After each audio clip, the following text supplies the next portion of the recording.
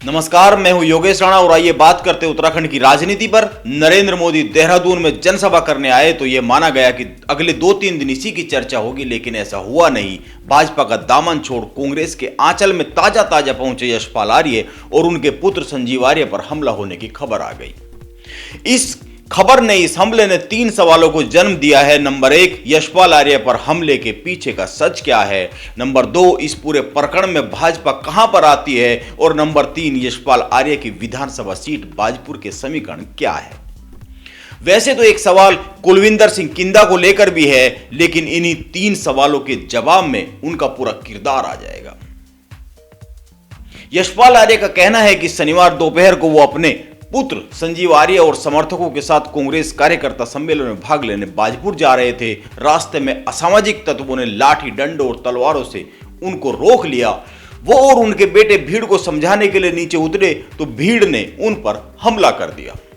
यशपाल आर्य की शिकायत पर पुलिस ने 13 लोगों के खिलाफ केस दर्ज किया है। इनमें एक पूर्व जिला पंचायत सदस्य कुलविंदर सिंह किंदा भी है। मैं इन्हीं किंदा के किरदार की बात कर रहा था। इस मामले में सबसे ज्यादा यह जानना जरूरी कि आखिर कुलविंदर सिंह किंदा कौन है और वो यशपाल आर्य का विरोध क्यों कर रहा है। क्योंकि जब यशपाल आर्य भाजपा से कांग्रेस में गए थे, कुलविंदर सिंह किंदा ने उसी वक्त कह दिया था कि यशपाल आर्य का बाजपुर में विरोध किया जाएगा। किंदा ने यहां तक कहा था कि यशपाल आर्य को बाजपुर में घुसने नहीं दिया जाएगा, जरूरत पड़ी तो लाठी डंडों से भी विरोध करने से पीछे नहीं हटेंगे।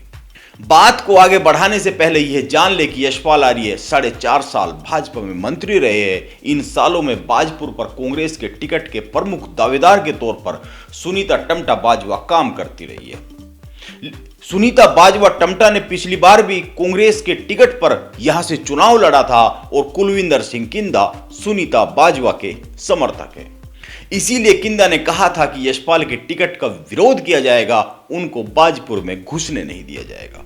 इसीलिए मैंने कहा है कि पहले यह समझना जरूरी है कि किंदा कौन है, क्योंकि हरीश रावत, गणेश गोदियाल और देवेंद्र यादव ने इस हमले को राजनीतिक मुद्दा बना दिया है। लेकिन क्या एक तरह से देखा जाए तो यह कांग्रेस के घर की लड़ाई नहीं है, इससे इनकार नहीं किया जा सकता है।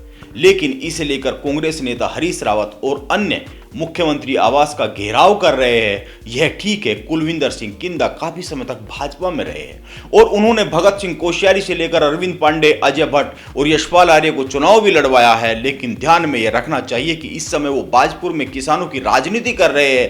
पूरे देश में जो किसान आंदोलन हो रहे हैं उसका वो बाजपुर में प्रतिनिधित्व कर रहे हैं, वो उनके साथ है।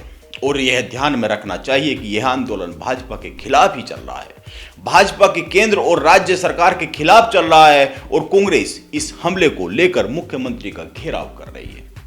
यानी कह सकते हैं कि आने वाले दिनों में इस हमले पर खूब राजनीति होने वाली है। लेकिन ध्यान में यह भी लाना चाहिए कि यशपाल आर्य ने कुलविंदर सिंह किंदा समेत 13 लोगों के खिलाफ केस दर्ज कराया है। वहीं किंदा के समर्थकों में से एक सुखमीत सिंह ने भी यशपाल आर्य, संजीव आर्य और पूर्व दर्जा राज्य मंत्री हरमिंदर सिंह समेत 24 लोगों के खिलाफ शिकायत दर्ज कर दी है। इस पर केस भी दर्ज कर लिया गया है, यह ध्यान में लाना जरूरी है। किंदा के समर्थकों का कहना है कि वो शांतिपूर्वक प्रदर्शन कर रहे थे, विरोध कर रहे थे, लेकिन यशपाल आर्य के समर्थक अभद्रता पर उतर आए। उन्होंने ही उनके साथ पहले मारपीट की है। राजनीति में कई बार घटनाएं इतनी महत्वपूर्ण नहीं होती है, घटनाओं के बाद बन रहा परसेप्शन कई बार ज्यादा महत्वपूर्ण हो जाता है। अब कांग्रेस इस घटना को राजनीति का रंग दे रही है, या यूं कहें कि इस पर काम शुरू कर चुकी है। भाजपा को इसका जवाब देना चाहिए, क्योंकि राजनीति में जवाब दिया जाना जरूरी है, क्योंकि यहां पर कई बार चुप्पी को सच मान लिया जाता है। वैसे देखना तो यह भी है कि प्रदेश में एक चुनावी क्षेत्र बाजपुर की टिकट की राजनीति प्रदेश के दूसरे हिस्सों को कितना प्रभावित कर सकती है, खासकर कुमाऊं में, और कुमाऊं में भी उधम सिंह नगर जिले में। मैं इसको एक चुनावी क्षेत्र की राजनीति इसलिए कह रहा हूं क्योंकि कुलविंदर सिंह किंदा ने उस वक्त ही विरोध की बात कर दी थी जब यशपाल आर्य भाजपा से कांग्रेस में आए थे। जब यशपाल आर्य ने पाला बदला था, उन्होंने कहा था कि यशपाल को बाजपुर से नहीं लड़ने दिया जाएगा, वो किसी और जगह से लड़ सकते हैं। और ध्यान में यह भी रखना चाहिए कि यशपाल कांग्रेस में गए ही इसलिए है क्योंकि वो बाजपुर से खुद को हारता हुआ देख रहे थे। अब यशपाल को बाजपुर से टिकट मिलेगा या नहीं मिलेगा, इसका जवाब तो आने वाला वक्त ही दे पाएगा। लेकिन इतना तय है कि कुछ दिन प्रदेश की राजनीति में इस प्रकरण पर घमासान मचने वाला है। नमस्कार, आप बने रहे मेरे साथ।